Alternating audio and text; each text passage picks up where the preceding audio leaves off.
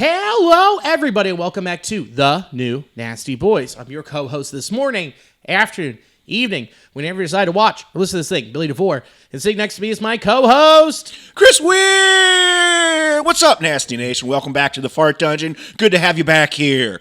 It hasn't changed in smell. It's only been a couple days. I know. We're here a little bit earlier. We're here early. We're trying to lock it in. It's weird. It's a Thursday. We're like functioning and good. Yeah, it's kind of wild. We're here for you because we had the trade deadline, and there were some moves made. There were the Reds. You can officially say that the Reds were buyers. Speaking of buyers, this show is brought to you by Cincy Light. Cincy Light, the spirit of Cincinnati. Cincy Light is a refreshing, crisp lager brewed in partnership with Cincy Reigns, benefiting student athletes. This easy drinking classic is the perfect way to celebrate the Queen City. Raise a toast to triumph that the red and black shall reign. Cincy Light beer is available year-round in 12 packs, 24 packs, on draft, in the tall cans that are made for Cincinnati daddies, and, ladies and gentlemen, on set and on my shirt, Cincy Light Lime. Woo! Yeah, strip off that koozie. It's delicious. We're not allowed to be showing people that we're drinking it, but we did it. Oh, Nick Kroll's on the game right now, so that's something. He's just going to spew out what he said already to the media and everything about what happened today, so I think we just need to just get into it. Yeah, I think we should. Well, we just saw the newest addition to the team, Kiki Brian Hayes. Kiki. I love it. Yeah, he just turned to double play, which is nice. Very much defensive player. Not a lot with the bat. That's an understatement. Yeah, I do think these aren't the sexiest moves like they have said. We wanted Gino. There's a few other players we had our eyes on. Did not happen. No.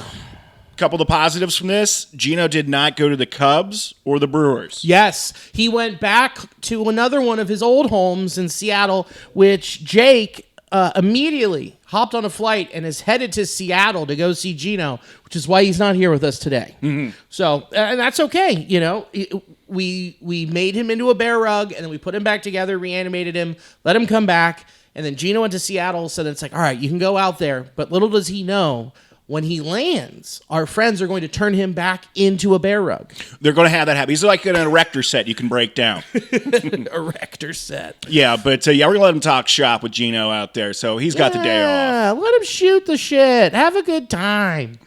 Okay, like you said, and you already touched on it, no real sexy moves. Nothing that is going to make us go from 6 to midnight. Mm-mm. That's a great way to describe it. All of these are very crawl, marginal moves to just, solidify a position for years to come where you know what you're paying for it with Key Brian Hayes.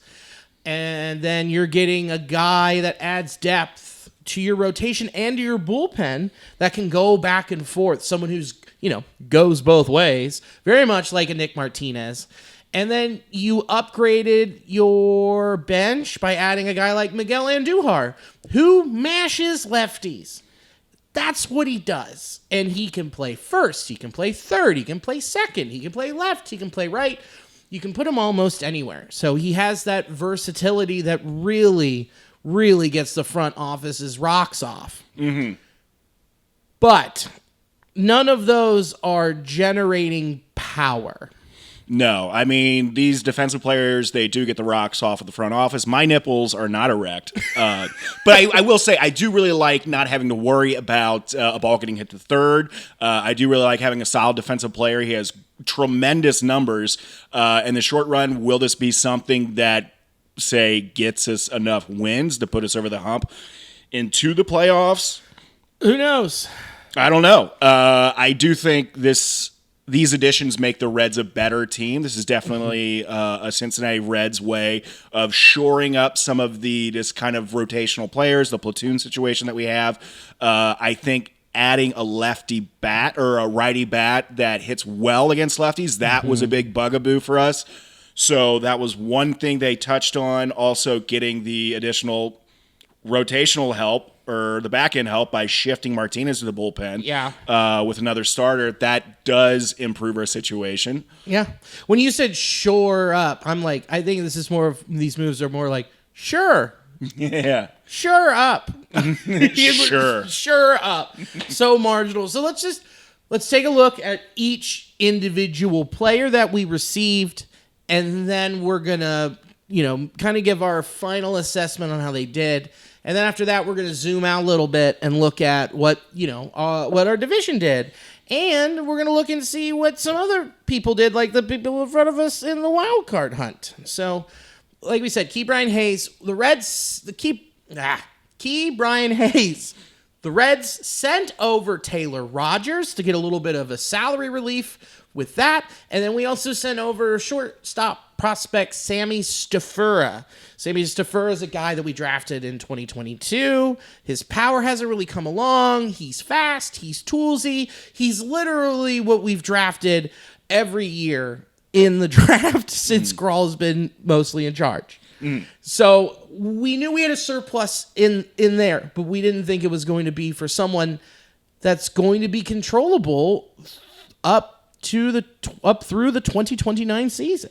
That's pretty good because like all the hypotheticals that we were throwing out there, most of them were someone that's just going to be a rental player for the rest of the season. Yeah. So financially, this is a very good move financially. Yeah. Again, I do think this makes the team better, but there isn't the big bopper that we're hoping to get that you're thinking like, okay, we are going to win some games. There's going to be some great home runs, bigger power.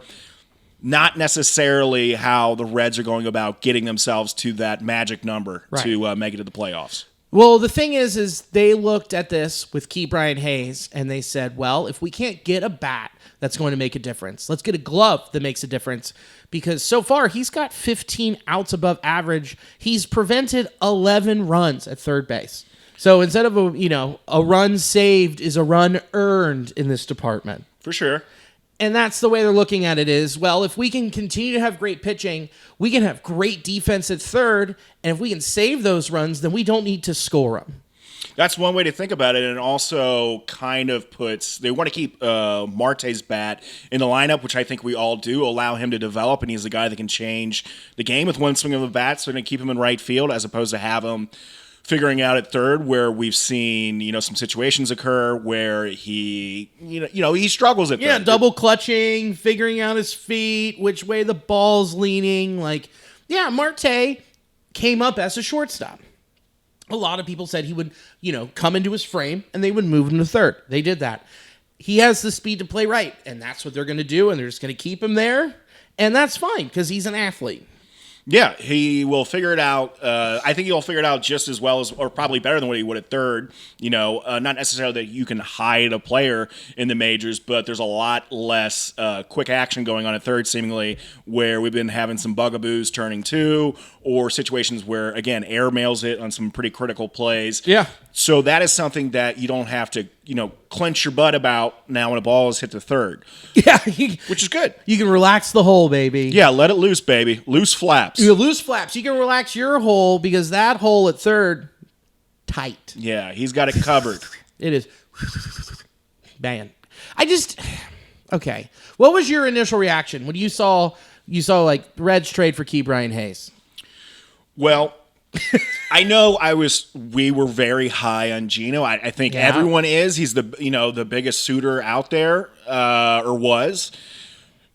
So I am very familiar with how this Reds organization operates. So yeah, you can have your fantasies, which I was living in it for a little bit, that maybe we'll get Gino. Yeah. So when it didn't happen, I wasn't necessarily extremely disappointed. It just felt very familiar. Mm-hmm. Like, okay, yeah, we didn't go out and get the big prospect, but what did we do? And what we did do was improve the defense, help out the bullpen, and potentially add a bat that is a solution to going against lefties where we seem to be lacking, slugging. Right. When I first saw, there is so much hair on my mic. Mm-hmm. When I first saw the trade, I said, get the fuck out of here. Yeah. And I was angry. Just, what the fuck? What are we doing? My phone's exploding, and my phone, when I'm typing in fuck, and and it said duck, it didn't even ask. It just auto-corrected back to fuck. He's like, we know what you mean. We know what you mean. We know the pressure of these thumbs. Billy angry. Yeah. And then more information came in, and I saw the defensive metrics, and it's like, okay, all right, I get it. But then then even more information came out. This is when it hit me. When the video came out, or the article came out that said that at the beginning of this year, Ke'Bryan Hayes he messed up his back. He had like a slip disc, a couple slip discs. And he said to reporters in February, I'm going to have this back problem for the rest of my life and the rest of my career. So I have to figure out is how I'm going to manage it, and how well I can manage it is going to depend on my play for the rest of my career. If that doesn't spell a Cincinnati baseball player. Woohoo! Injuries, can't hit, we got a spot for you. How would you like to be the future? Yeah, we got a spot for you. Boy, we got a spot. And I'm like, cool. So a guy who has only hit truly once in his career, and it was during the pandemic shortened season, and then it's just been downhill. You're like, I'm supposed to get excited? And then I watched the highlight reels of him snagging all those balls and being a wizard at third. I'm like, okay, I'm very excited for that part of his game. Mm-hmm. So then you got to ask, how bad is it? It isn't great on the surface. So far this year, 236, 279, 290 with an OPS of 569 with an OPS plus of 60. 40 points under your average hitter. Which isn't good. That's real bad. Mm-hmm. But you do go and you look at that, you look at that shortened season, 201 OPS in 24 games. Or you go back and look at 2023, 103 OPS. Like, okay, maybe. But what really gives me some hope is that now he has the fifth highest average exit velocity on the Reds. That is more of an indictment on our players. If we're taking in one of the least successfully performing bats and bringing him over to the Reds, and already he's above the middle of the pack, that's not great. No, it's not good. But it's an improvement. And the defensive metrics, I think, are very enticing. Sure. Now, granted, defensive metrics play better throughout the course of a year. Mm-hmm. I mean, he's got, we said, 15 outs above average, and then you have the next player below him. Or are we just doing third baseman here? That's just third. The next below him is Matt Chapman at 4. Who's like one of the best defensive third basemen in baseball. Yeah, so these do translate to runs prevented, which isn't the sexiest. No, but like I said, it's a run saved is a run earned, just like this catch by Will Benson. Ready? Here we go. Up, oh! Nice, buddy. Great snag. That's how you bring it back. Hey, he's making James Alman look like a dipshit. Moron, it goes in the glove. The webbing, not the heel. Not the heel. Show me on the glove where the ball hurt you. The heel. Yeah, man. So yeah, I had similar feelings of like, we didn't get the offensive bat. No. With Ke'Bryan Hayes, but we did make a few other moves that kind of helped. Yeah. Well, here's the other thing with him too that they say is like, everyone's like, he's got such a flat swing. He's got such a flat swing. Okay. Well, if we know that, let's go fix it. And Nick Kroll even said it in his presser where, hey, we're going to lengthen his swing a little bit. We're going to have him get some lift because he clearly smacks it. He barrels it. Yeah. It just doesn't go anywhere or goes into the ground or into the glove as a liner. Yeah. If we can figure out how to get him to be a gap hitter or something like that, all these players are some of the best athletes on the planet. Most of them are very coachable. Yeah. So hopefully, our batting team can do well and figure out like some of the issues that he has to improve the offensive numbers, and seemingly defensively, he's perfect. Well, yeah, he already said that in his presser today before the game. He's like, I've already talked with Valleca. I've already talked with the other hitting instructors. There's some stuff that we're going to work on. So, like, he's already coming into this knowing I got to go to bat rehab. I got to detox from this swing. I'm going to get some night sweats. I'm going to have to call and apologize to some people. The 9 steps of recovery from a bad swing. Correct. You got to sip on Sprite, eat some chicken noodle soup, call your exes. We'll get through this. Yeah, you'll get night sweats, but you know what? You'll get some lift. Yeah, you'll get some lift, buddy. You'll be barreling balls in no time. No time. So, dude, and so knowing that he's open to that, you're like, okay, cool. And another thing, someone posted this on Reds Riverfront Nation, and I forget who it was. Sorry you're not getting your flowers, but who cares? They compared his Ke'Bryan Hayes' first 6 seasons to Brandon Phillips' first 6 seasons. Now, granted, Brandon Phillips he had a good amount of playing time in Cleveland, but nothing like the last 2 years of the 6-year run that he had in Cincy. You put them side by side. Ke'Bryan Hayes already acquired 14.6 WAR because of his defensive metrics, and Brandon Phillips has 4. Ke'Bryan Hayes, but Ke'Bryan's played 576 games. Brandon's played 442. It's almost double the plate appearances that Brandon's had. Home runs, though, Brandon's got 53. Ke'Bryan has 39. RBI's 212 for Ke'Bryan, 207 for Brandon. Same amount of stolen bases as 61. Brandon's got a little bit of a higher batting average of 262 to 254. Ke'Bryan's got 1 point on him on the on-base percentage of 307 over 306. OPS plus, Ke'Bryan Hayes 87, Brandon Phillips 85. So what they're saying is, hey, man, like Brandon Phillips, highly touted prospect coming up, and the Reds traded him for a player to be named later. The Cleveland team at the time wanted to, move off and move on. We cleaned up. Yeah, man. And if you're a Cincinnati fan, you know what Brandon Phillips has meant. He was such a fun guy, tremendously talented. He had a clutch bat at times, a phenomenal fielder. And we look at the numbers, Ke'Bryan Hayes has better defensive and some offensive metrics. Granted, it was just in the first 6 seasons. Yeah. But still, I think it's a great comp. It's a great comp. And so you're hoping that maybe he can have a Brandon Phillipsian turnaround. That'd be great if he did. Yeah, man, I'd love that. He's an athlete. Athletes tend to thrive with the Reds. And just having a solid person in the hot corner will really prevent, some runs from being scored. Or like we just saw, he turned a great double play. Yeah. Which that saved a run right there. Seriously. Already.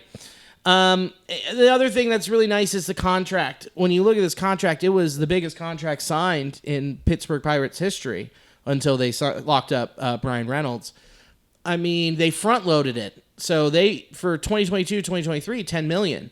2024, 7. This year, it's 7. Next year, 7. 2027, 7. 2028, 8. 2029, 8. 2030 is a club option with a buyout of $6 million if they don't want him, but it's 12 if they want to keep him at age 33.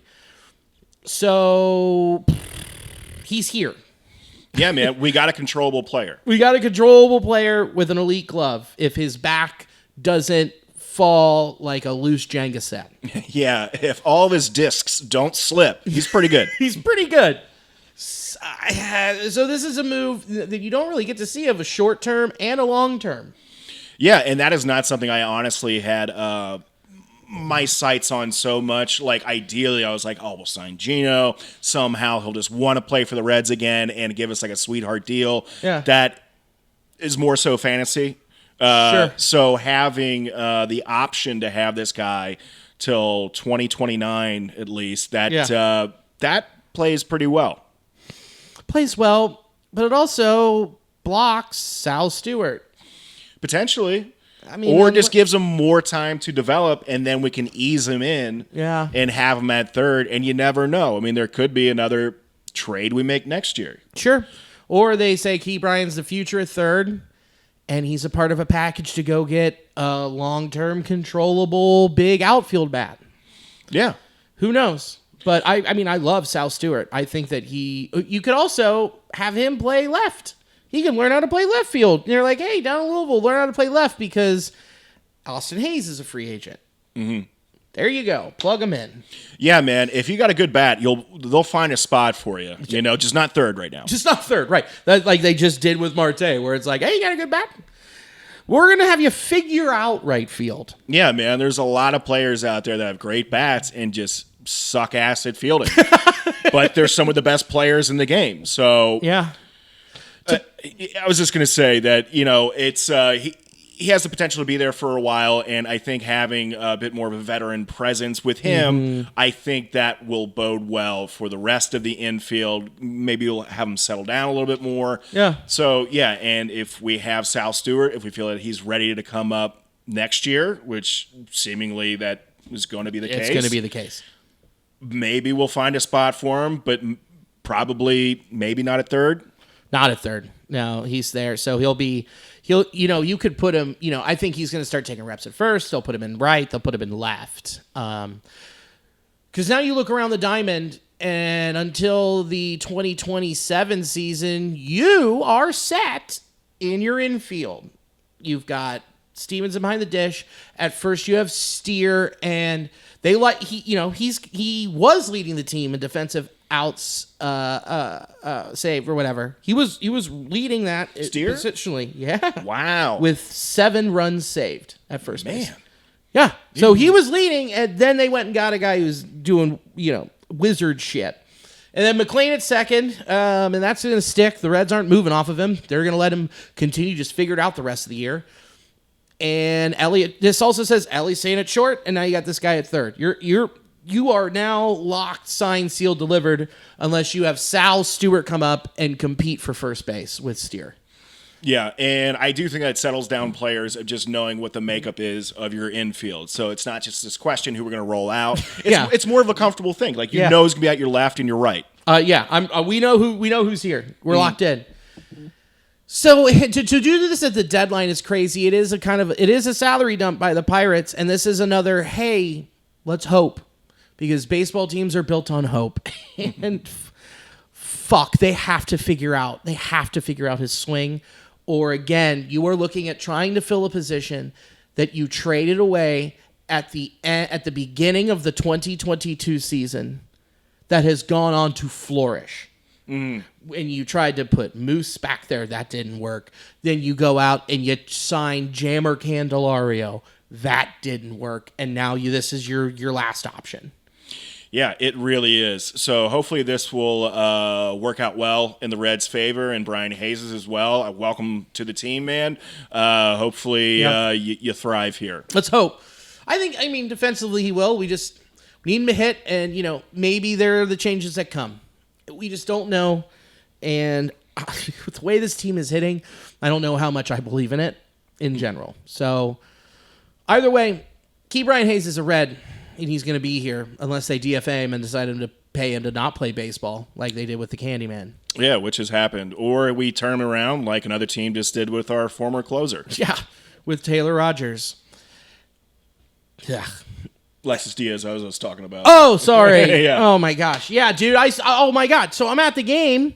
I'm at the Dodgers game, and Alexis comes in, and I'm sitting there, and sitting behind me is Mookie Betts' brother. What? Yeah, dude, it was wild. And I knew it was Mookie Betts' brother because he looked just like Mookie Betts. Mm-hmm. It's indistinguishable. Was he also bowling? He was.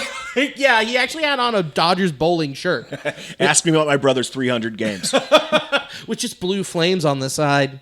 And I was just like, we were chatting, just starting talking, and I was like, oh, here he comes. Get ready for 5 walks. No, just 9 pitches. We were too aggressive. Just fly out, fly out, fly out, fly out. Man, that was a dagger. That hurt. Sucked. Mm-hmm. Where I'm like, guys, you played with him. You watched him be ass. You know how he operates. Wait. Yeah, let it go. Come on. Or they did him a solid. Yeah. Which is also some horse shit. So yeah. But then a long story short is I grabbed Mookie Betts' brother's wife and we ran off into the bathroom. That was a great story. It was a wonderful romance. Thank you. Thank you. Really romancing the stone over here. Mm. The Reds made 2 other moves. The other big move, the big move that came Saturday night, Zack Little to the Reds, and the Reds traded, Adam Swarinski. And I've had trouble saying it since his name came up in rumors, so that has not changed. Yeah, you crushed it, though. But I crushed it there. He's another Nick Martinez. Mm-hmm. Heavy slider, heavy sweeper, four-seam, cutter, sinker.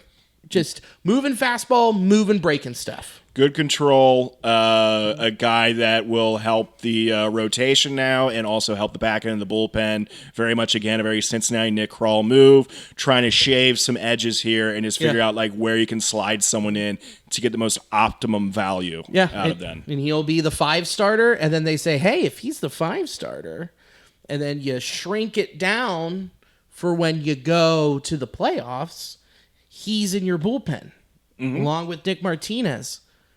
That's a good bullpen. Yeah, and you never know what's going to go on with Chase Burns with the innings limit. So yes.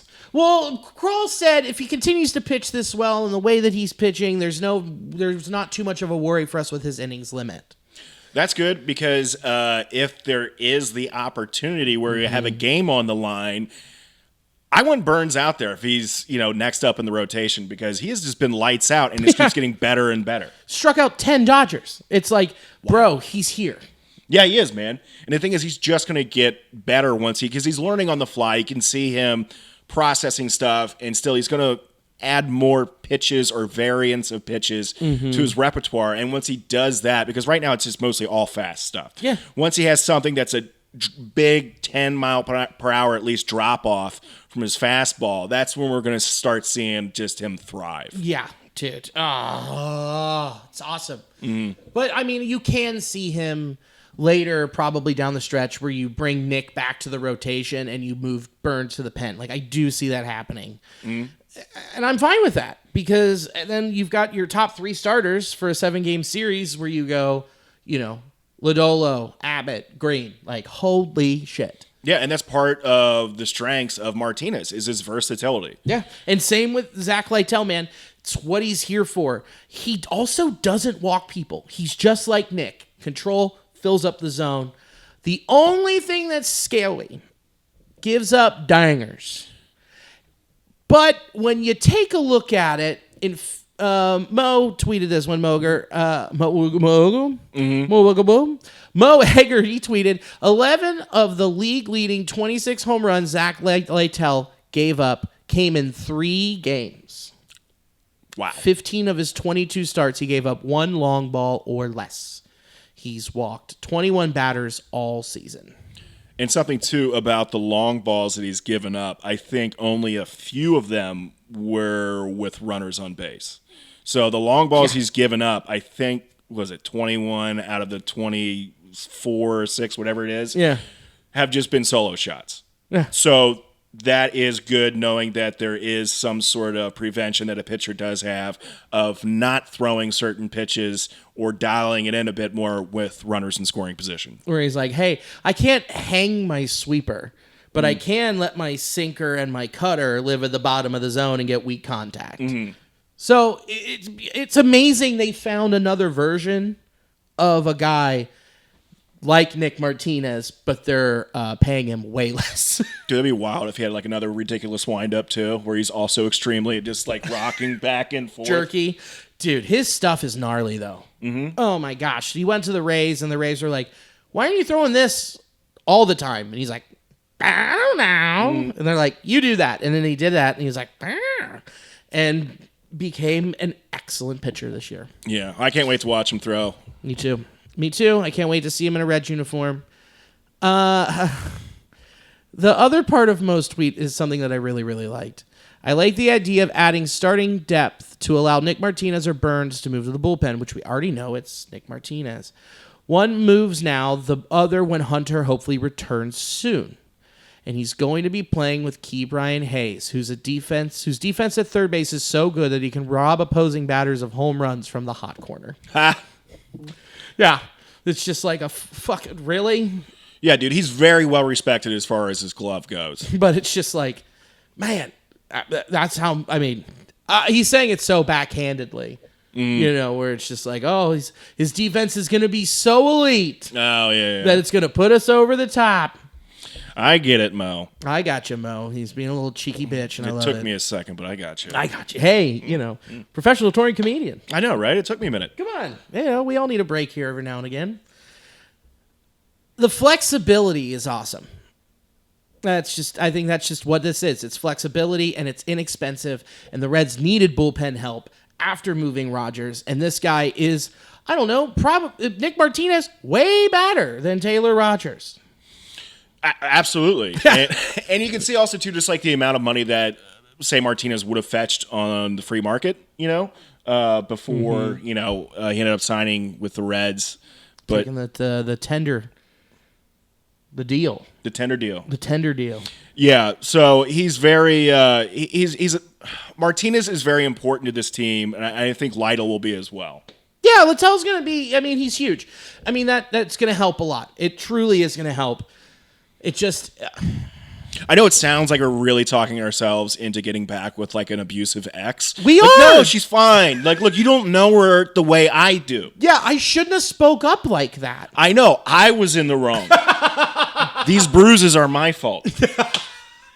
I shouldn't have talked to Gapper like that. That's very true. I like sleeping on the couch. And I shouldn't have used that tone, and that's what happens.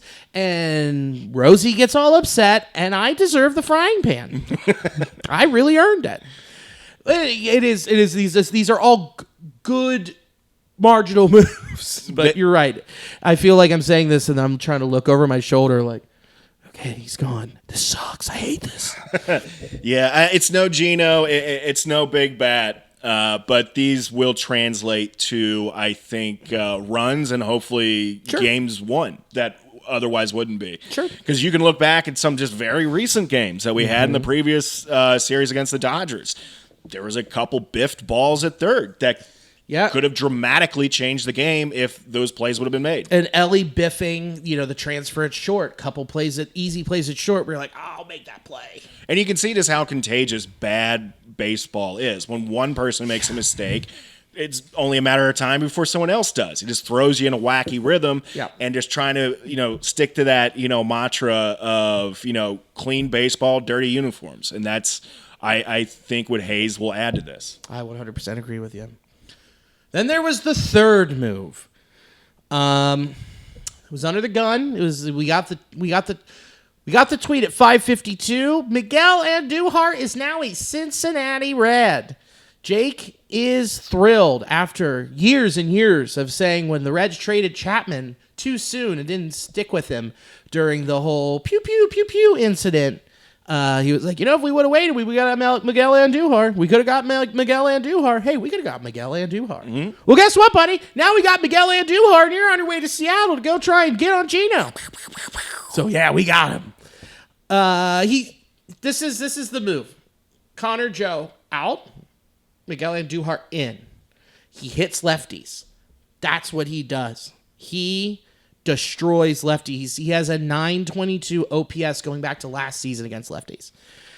You look at his numbers against lefties this year. In 24 games against left-handed pitching, in 48 plate appearances, 422, 458, 578, with an OPS of 1.036 with 2 homers. He also hit 2 homers last night. He's heating up. That's great, man.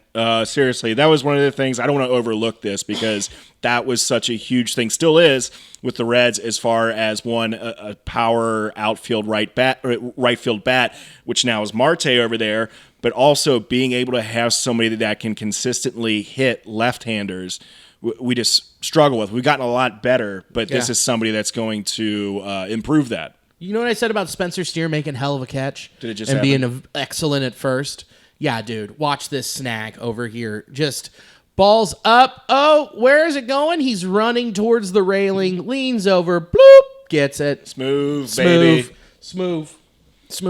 But that's the thing. This team can hit lefties, and now you can deploy this guy that isn't Connor Joe. Yes. Thank you. Thank God. Thank you. No more hand, foot, and mouth disease here, please. Yeah, don't let the door hit you on the hand, foot, or mouth on the way out. Get out of here, pal. But again, 110 OPS for the season so far. I mean, this is good. It's good. This is good. It's good. I'm talking myself into it. It's good. I also think it's exciting, too, for the players when you see, like, some new people come in there, potentially friends that they grew up and played with. It's just another thing to kind of jazz up the clubhouse. Yeah. So even though there isn't, this is the definitive guy that's just now, our number one hitter, we have just more ball players that are hopefully going to gel well with this team here and hopefully provide a bit more of a spark. Yeah. But here's the difference. Mm-hmm. The Reds got news that they got Miguel Andújar, and they're like, "Oh, that's cool. Thanks. Like you upgraded it somewhere." They're like, "Hey, we got Brian Hayes." It's like, dude, that guy can field at third. Last night, the Mariners flew Gino to Sacramento. They didn't tell the players. Nobody knew anything, and they made the plane wait until Gino got there. Gino walks up, gets on the plane, and the plane goes nuts. Dude. Hugs, fist bumps. They're like, let's go. Hyped, because now they're like, dude, yeah, Naylor's like my teammate I was just playing with. Now I get him at this spot where he's played and all this. And everyone's like, bro, we got the guy who's hit the most dingers in the NL, and we already know him, and he's a great guy, and the fans already love this. Is great. Let's go. We're going on the run. And then we're like, we got Zack Little. Yeah, jazz it up. Jazz it up.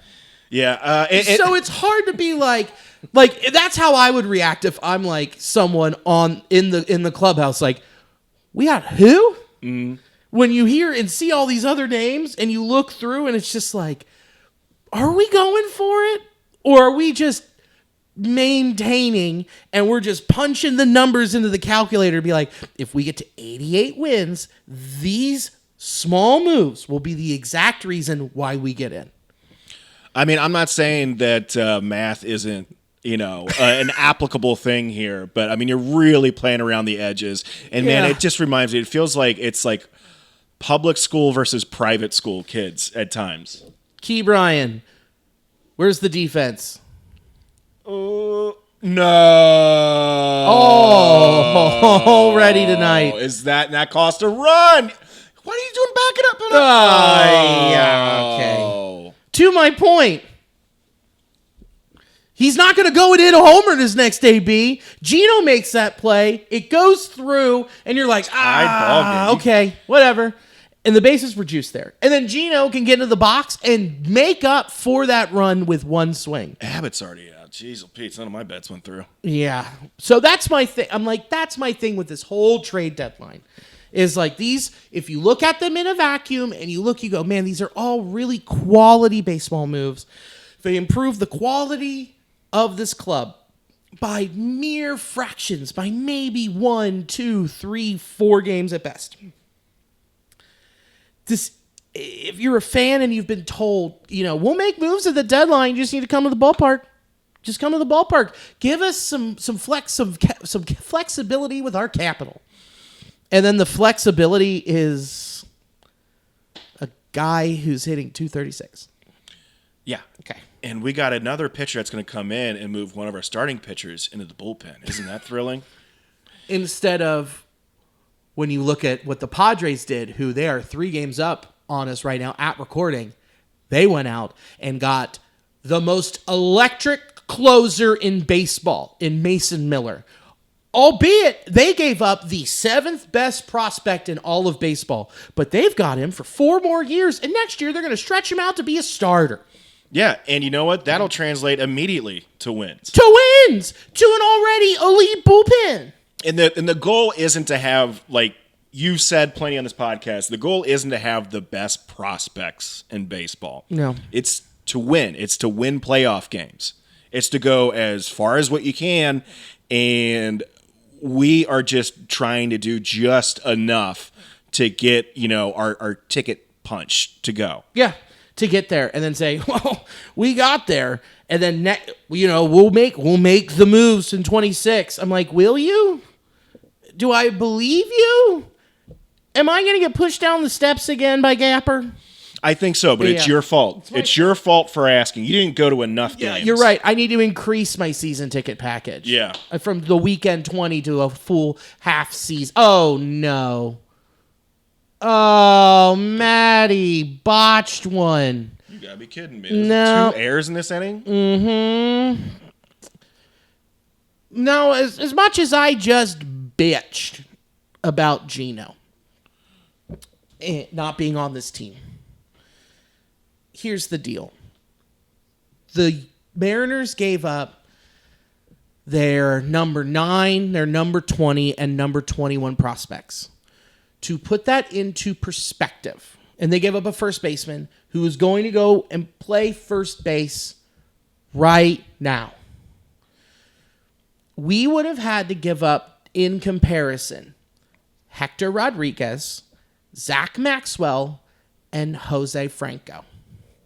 In perspective. Or you swap out Maxwell or you swap out Hector basically the package that was online, which was Chase Petty, Adam Sawirski, I can't say his names. Sawirski.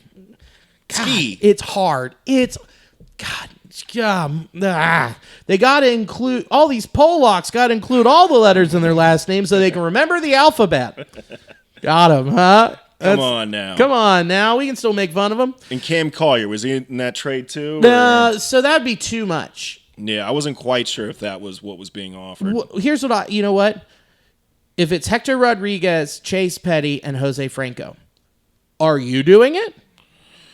For how long do we have him? Just half for Gino for just these next couple months, dude. I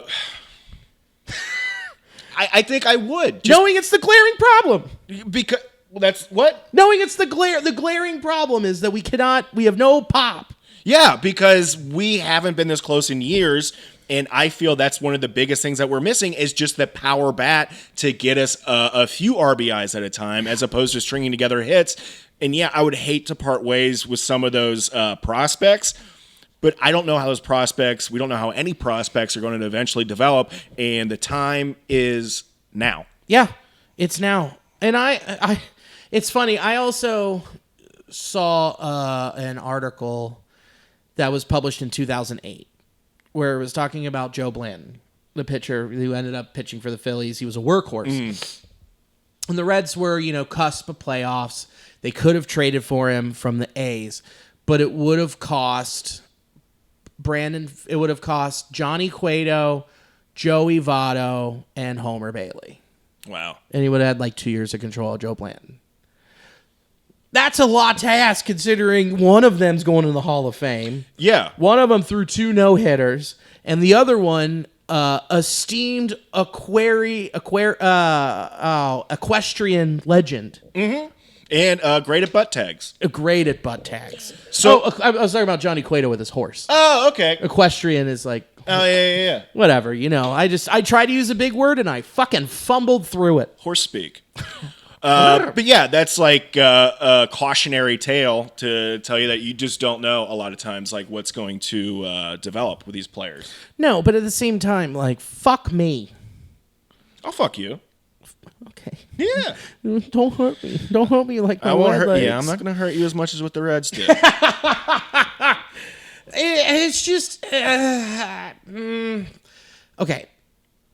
So then you look like we talked about. Okay, the team that is 3 games in front of us, the Padres, they held on to Dylan Cease, and then they went and got Mason Miller, J.P. Sears, Ryan O'Hearn, and Ramon Laureano, and they also got Nestor Cortez, dude. Yeah, and that's also the thing to think about, too, is, you have in your mind, the math of Nick Krall of, what do we have to do to get to here, that, and get these wins?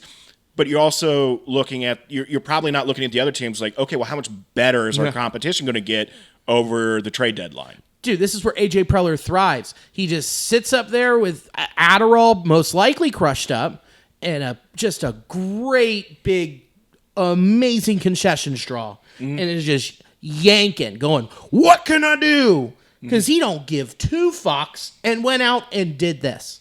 Yeah. So where's your calculator now? I don't know, dude. I think we go into a K-hole and do long division and just, do some soothsayer stuff, read tea leaves, and then we come back with some defensive runs saved.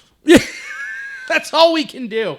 That's it. And it's just and then you've got the Phillies, going out and trading for Johan Duran and going out and getting other bullpen pieces. The Mets going out and getting Ryan Helsley and Gregory Soto and Cedric Mullins. Like, all of these teams in front of you just stacking up. And we're just like, but we got a guy who can really snag it at third for the future. Yeah, we didn't go out and get a brand new pair of shoes. We got shoelaces. We didn't even get shoelaces, dude. We got ropes tied around our feet. We got ropes. We just got the little cardboard paper they stuff in the shoes when you buy them. Oh, it keeps your dress shoe the same shape. Yeah, now just imagine if you had some shoes to go with this. Yeah, it's not what it wasn't exciting, but I do think we're a better team now than what we were. God, we are a better team. Is it going to be a good enough team? That's what they hope. That's what they hope. And look, I love this team, and I love all the dudes there, and I love going to the ballpark. I love everything that has been happening, especially with Terry. Terry's given the magic sauce to these boys to come together and really be a unit. That's awesome. But togetherness and friendship ain't going to be enough to take down the juggernaut that's in San Diego. I don't know. But I don't know. Yeah. Having, you hear the expression, the glue, having a glue player. It's like glue is very important, but it's only as important as the thing it's holding together. And you can't have a whole team made up of glue. Yeah, you sometimes need popsicle sticks, or you need paper to build the sail. Where's our hard macaroni? That's what I'm looking for. Where's our popsicle sticks, our macaroons? Yeah. Well, they're also looking at this going, okay, they got their calculator. Is this going to be enough for us to get in? And and it's baseball. Anything can happen when you get in. I mean, for God's sake, the Cleveland Guardians made it to the ALCS last year. Yeah, dude. So I understand the mentality of, can we get there, see what happens when we get there. But don't you just want to stack the deck a little bit more in your favor and mortgage a little bit of your future? Absolutely. I'm tired of being the poor team. I don't like it. And I don't like when you told me that story about Gino getting on the plane with the Mariners. Dude, that's so cool. Mm-hmm. And I don't think those fans realize how good they have it. It reminds me of when you realize your family's kind of poor. Yeah. I remember going to grade school and hearing the other kids talk about what St. Nick brought them for St. Nick's Day. Yeah. I had never heard of that. And my parents were furious. That Christmas? No. There was Christmas and then you have St. Nick's Day. What's St. Nick's Day? That's what the rich kids do. It's essentially another Christmas. What? Yeah, you don't get as many presents, but you get a few. And I never got that. What? Exactly. We're poor. We don't know that. Oh my gosh. Dude, I wasn't allowed to believe in Santa Claus. That's how poor we were. You're a Cincinnati franchise. Oh, my gosh. Yeah, my parents, they were like, oh, no, Santa's not real. It's Jesus' birthday. It's Jesus' birthday. It's Jesus' birthday. And then eventually I heard my mom say to my, grandpa's girlfriend or whatever, say, I want the kids to know that we bought them everything. Yeah. I'm like, okay, got it. Yeah. That's what it feels like. Everyone's got the nice fancy stuff. Yeah. They got the nice Nikes, and we're wearing Reeboks we got from the shoe carnival. And that's all we know. We didn't realize there's an actual Nike store. You can buy these new. Wait, you don't have to tape your shoes? That's crazy. Oh, nuts. Wow. Crazy. So that's what it kind of feels like. But I mean, I do, and I think it builds nice character. So it's all these silver linings you got to try to find. Yeah. You know what? Those players are going to have to go out there and they're going to have to pull themselves up by their bootstraps. Now they just need to get some bootstraps. Hey, if only. Mm-hmm. I don't know if they have it in the budget. But I commend Krall. I commend him for doing what he could with what he had. I think this is excellent GM work across the board with the most limited funds. They were buyers enough. and in the discount bin and trying to be creative with what they could. And they were. And it just sucks when you just see Mason Miller goes to the Padres. You're like, fuck. Yeah, man. You just don't want to see this next year. Who knows what the rest of the season is going to hold for us. The Reds are on the precipice of making it to the playoffs. If they can, like you said, they hold their own destiny. They got to win some games here. But really hoping that next year some of these pieces will settle out and maybe we'll be in a better situation next year to entice the front office a bit more to maybe be a team that's already, has a wild card spot, or God forbid is leading the division. And then maybe that will be a lot more incentive to make sure they go out and get a game changer. Yeah, we get that game changer. We are not going to be having a pod on Sunday. We're all out of town. Yeah. So this is your episode, and then we'll reconvene the next Sunday.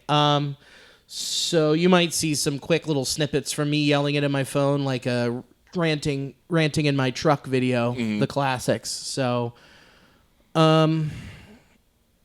let's round third and head for home. Let's do it, baby. Let's put a bow on it. What do you got? I will be August 9th. I will be at Bricky's Comedy Club in Dayton, Ohio. Then August 21st, I'll be at Commonwealth. And then you can see me headline Go Bananas August 28th through 31st. Come check it out. What you got going on? This Saturday, I will be in Chicago. Nice. Yeah. We've got Ranter Fest going on. I think it's Wrigleyville Output is where we'll be doing the show. I think it's 7:00. Whatever the game ends, we're heading out there, and I'm going to do stand-up with the boys, and Danny's band's going to rip, and it's going to be awesome. That's really what I want to stick with and promote this go-around. Thank you to Sports Drink for hosting the audio of this podcast. You're amazing. Thank you to In the Clutch, promo code Nasty Boys, all caps. Hey, if you want a Soul Reaper shirt, Mason Miller, we've already got it on the website. It's really cool. Promo code Nasty Boys, 10% off. Thanks for having me in the fart dunge. I'm just glad it was you and not Jake. Yeah, fuck that guy. Yeah, screw him. Yeah, fuck that guy. What a piece of shit. I know, fuck him. Yeah, I can't wait for him to get stuck in Seattle. He's gonna live in the mountains now. That's what he's gonna have to do. He's gonna become a Yeti. Yeti said, "Go fuck yourself." And thanks to you for watching and/or listening. And as always, go Red Legs. Go Red Legs.